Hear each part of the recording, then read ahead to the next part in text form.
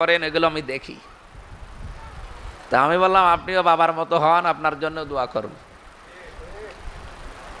আপনার বাবা যা করেছিল ওইভাবে আপনিও কাজ করবেন, আপনার জন্য দোয়া করবো। আরও অনেকগুলো কথা আমাকে শুনিয়েছে, আমাকে উপদেশ দিয়েছে, আমরা যেন ওইভাবে চলতে পারি। তো ওনার কি চেহারার ভেতরে আমি তো একটু মানে আন্দাজে তাকাই না, তাকালেই তো কিছু কিছু না কিছু আবিষ্কার করতে পারি। কারণ আমাদের নজর হচ্ছে শুধু র না, আমাদের নজর হচ্ছে নাজারা। র মানে এমনি দেখা, আমি মাওলানার দিকে এমনি দেখলাম, কিন্তু নাজারা মানে এমনি দেখা না।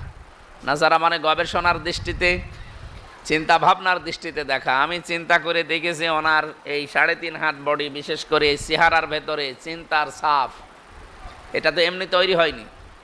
উনি এই মাত্র এই 18-19 দিনের দৃশ্যগুলো তিনি দেখেছেন যে এ তো কন্ট্রোলের বাইরে চলে যাচ্ছে।